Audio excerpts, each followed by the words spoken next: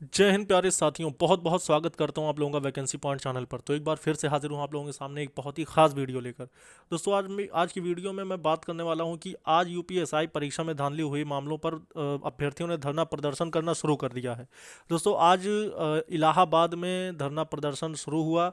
अब उसके बाद 19 तारीख को एक विशाल धरना करने की प्लानिंग में इलाहाबाद में ही एक धरना प्रदर्शन करने की मुहिम शुरू कर दी है अभ्यर्थी। अब उसके बाद यूपीएसआई परीक्षा को हर तरह से रद्द करके नए सिरे से परीक्षा कराने की मांग की जा रही है। अब उसके बाद आपने देखा होगा कि आज भी यूपीएसआई का एक दूसरा हैशटैग ट्विटर पर ट्रेंड कर रहा है। जबकि यूपीएसआई 2021 स्कैम पर भर्ती बोर्ड और यूपी पुलिस की तरफ से रोक लगाने के बाद जो हैशटैग था उसको चेंज करके दूसरा हैशटैग यूपीएसआई पर ट्रेंड कर रहा है। अब उसके बाद अभ्यर्थियों का जो आक्रोश है वो थम नहीं रहा है, लेकिन फिर भी इस चीज़ को सरकार को समझना होगा कि जिस तरह से इस पेपर लीक मामले पर, क्योंकि ये बात 100% तय है, कोई भी एग्ज़ाम होता है 100% रिजल्ट लाना संभव नहीं, जबकि समय भी कम है और उसके बाद रिजल्ट 100% आ रहे हैं। आपने देखा होगा कि कुछ अभ्यर्थियों के आंसर की भी शेयर किए गए हैं, जिसमें उनके पिट एग्ज़ाम को भी और उसके साथ साथ यूपीएसआई एग्ज़ाम की दोनों आंसर की एक साथ वायरल की जा रही हैं, जिसमें उनके एग्ज़ाम पिट में 35 से 40 के बीच में है, और वहीं बात करते हैं यूपीएसआई की तो उसमें 150 से लेकर 160 के बीच में है।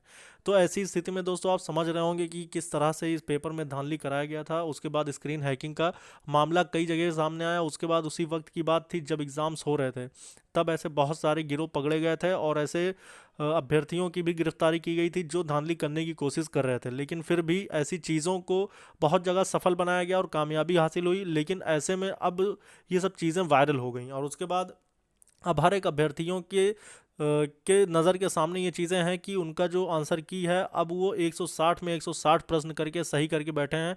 और ये भी मानना है अभ्यर्थियों को कि वो ऐसे लड़के हैं जिनको अच्छे से अपने नाम तक की स्पेलिंग नहीं पता है, लेकिन फिर भी उनके यूपीएसआई में 160 में 160 प्रश्न सही करके वो आए हुए हैं। अब उसके बाद बात करेंगे यूपीएसआई की जितनी भी अपडेट है दोस्तों, उन सब अपडेट के लिए लगातार आप लोग वैकेंसी पॉइंट से जुड़ जाइए और उसके बाद जितनी भी चीज़ें होती रहेंगी वो सारी सारी चीज़ें मैं आपसे शेयर करता रहूँगा दोस्तों। और मैं बता दूँ आपको सबसे ज़्यादा इंपॉर्टेंट बात, क्योंकि मैंने एक ऐसी वीडियो मैंने बनाई है जिसमें मैं आपको सारी की सारी इन्फॉर्मेशन यूपीएसआई के बारे में देने वाला था, लेकिन फिर भी अगर एग्ज़ाम्स कैंसिल होने वाले हैं तो फिर उन वीडियो का कोई भी मतलब नहीं रह जाएगा, क्योंकि उसमें मैंने हर एक पार्ट को, जितनी भी यूपीएसआई यानी सिविल पुलिस का प्लाटून कमांडर का, और उसके बाद एफएसएसओ यानी फायर सर्विस सेकंड ऑफिसर का, हर एक चीज़ का एक बहुत ही ख़ास एनालिसिस सॉरी, एक बहुत ही कंप्लीट एनालिसिस की वीडियो, जिसमें मैंने आपके पोस्ट और कट ऑफ और नॉर्मलाइजेशन सारी चीज़ों का एक बहुत ही सही आंकड़ा लेकर मैं आया था।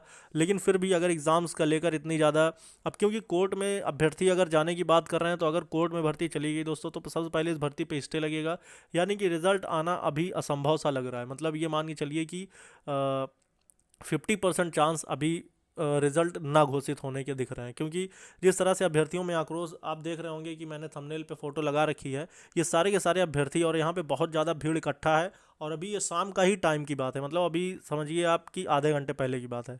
यहाँ पे अभ्यर्थियों ने जमावड़ा किया और उसके बाद यहाँ पे नारेबाजी भी की सरकार के खिलाफ, और उसके साथ ही साथ परीक्षा में पूरी पूरी तरह से पारदर्शिता होनी चाहिए। और इसी चीज़ का लेकर, मांग का लेकर अभ्यर्थियों ने इस चीज़ का लेकर कदम उठाया है और धरना प्रदर्शन शुरू कर दिया है। और उसके बाद अब देखिए 19 दिसंबर को बड़ा महाविशाल धरना करने की गुंजाइश लग रही है, और जो कि इलाहाबाद में ही किया जाएगा। और ज़्यादा से ज़्यादा आप लोग दोस्तों अब इस परीक्षा में अभी तो ज़्यादा से चांस ये दिख रहे हैं। और उसके बाद आपने देखा होगा कि परीक्षा में धांधली का मामला, जब उतने टाइम परीक्षा हो रही थी तो उस वक्त भी ऐसे बहुत सारे केसेस सामने आ रहे थे। और उसके बाद ये भी सुनने में आ रहा था कि 9 लाख रुपए से लेकर 12 लाख रुपए तक के बीच पैसे में पेपर को स्क्रीन हैक करके सॉल्व कराया गया था, जिसमें पेपर संचालक जो होते थे, सेंटर संचालक, वो भी इसमें शामिल पाए जा रहे थे। तो ऐसे में दोस्तों कहीं ना कहीं अगर बात करते हैं तो 100% पेपर में धांधली हुई है, और उसके बाद सॉल्वर गैंग के साथ मिलकर इसको पेपर को सॉल्व कराया गया है।